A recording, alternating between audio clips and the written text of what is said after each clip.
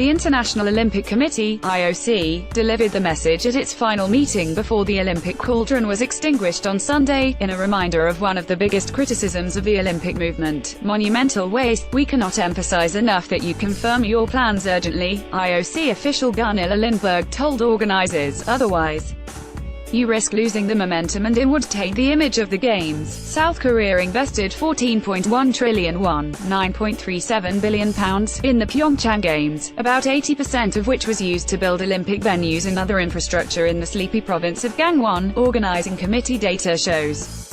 The nation has plans to dismantle the main Olympic stadium to avoid it joining other decaying, empty Olympic venues dotted around the world, which serve as a warning and a deterrent to other cities considering hosting a Games. But there are question marks over four major, permanent venues whose financial viability remains in doubt: the Jangsin Alpine Center, where downhill and slalom races were held, the Sliding Center and the speed skating and ice hockey arenas. The Gangwon provincial government says the four venues are not commercially viable and wants the national government to take over or heavily subsidize them. The four venues' annual operating costs are forecast to exceed revenues by 5.8 billion won, according to a document prepared by Games organizers and seen by Reuters.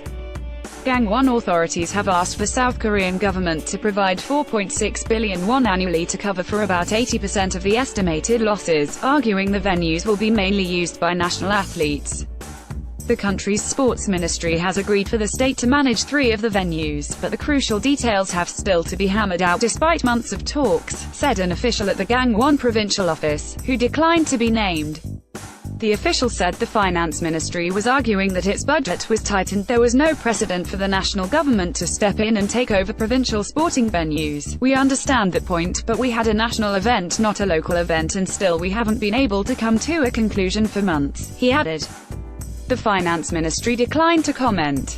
Overcoming the odds overall, the Pyeongchang Games have been declared an economic success despite severe challenges in the months running up to the event, including a Chinese ban on group tours to South Korea as a result of a diplomatic dispute, and North Korea carrying out a nuclear test and missile test last year.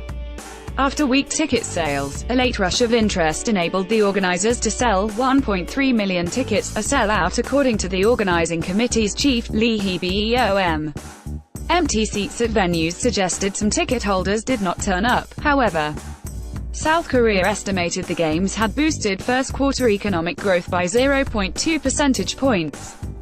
Even if Gangwon persuades Seoul to underwrite the viability of some venues after the Games, its longer-term challenge is to entice more holidaymakers to the area and hope the Olympics will encourage more South Koreans to take up winter sports. It wants to avoid a repeat of the province's Alps ski resort, a more remote development that is now abandoned.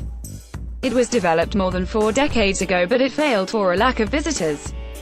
Some businesses in Pyeongchang are anxious. "Our challenge is how to carry on the Olympic legacy after things go back to normal," said Park In-jun, executive vice president of Yongpyong Resort, which revamped one of its ski slopes for the Games. "So far, many people have visited here because of the Olympics, but things will be different once it's over." One of the biggest question marks hangs over the Games sliding center, used by bobsleigh, luge and skeleton races, a breed of athlete unheard of in South Korea before it was built. Ironman Yoon Sung-bin won the home nation's first gold medal in men's skeleton at the Games and Asia's first medal in a sliding sport, but it is unclear if his success will inspire his compatriots to follow in his tracks and start using the center.